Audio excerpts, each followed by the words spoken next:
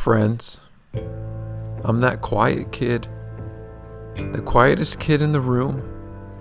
Maybe like myself, you too lost your voice a long time ago. I'm not exactly sure when it happened, but when I was young, in my earliest memories, as a child, I do remember I wasn't always this way. I was loud, opinionated, free, carefree.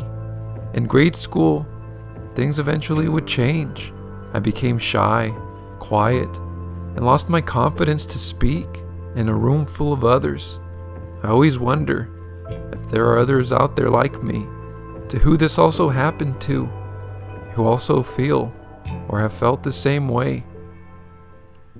As time went on, I eventually told myself being quiet was a good thing. I remember this vividly, that being able to listen rather than speak was better than speaking out nonsense that I saw many people do. This then validated a poor habit for me and reinforced my own fear of speaking out loud further, to then never speaking aloud at all. I would hear others speak so selfishly, shooting out blank, hurtful messages far too often, that I would see where they landed onto others and see how it made them feel. I recognized the power of our words early on, and part of me knew that if I was to be brave one day and allow myself to be heard, I'd have to say something with purpose, something with meaning, something that gave value. So with all that pressure on myself, I just never took the chance, never raising my hand, never sharing my voice, never providing my actual opinion. For the longest time, I always carried this fear of being judged by others on top of it. It's a thing I still practice to get rid of today, as that part no longer serves me.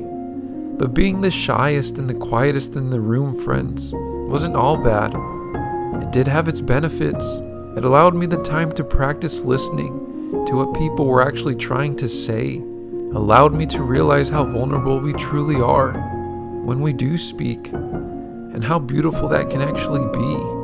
And with listening so much, it's where I learned valuable levels of emotional intelligence I wouldn't go on to recognize I had until I was older, when I would see so many others incapable to do the same. You'd be surprised how many people are just unable to listen judge-free or allow others to finish speaking before they actually respond. Just those two simple traits go such a long way in communication. But eventually, friends, I had to make the choice to speak.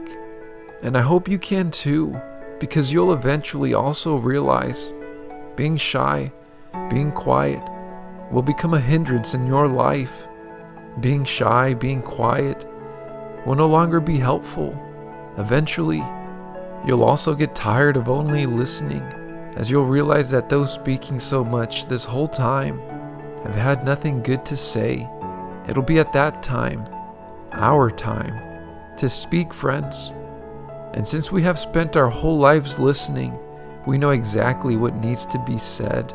We know exactly what hurts people the most, and what we can provide is that of value to others. The pressure may be high, but it'll always be high.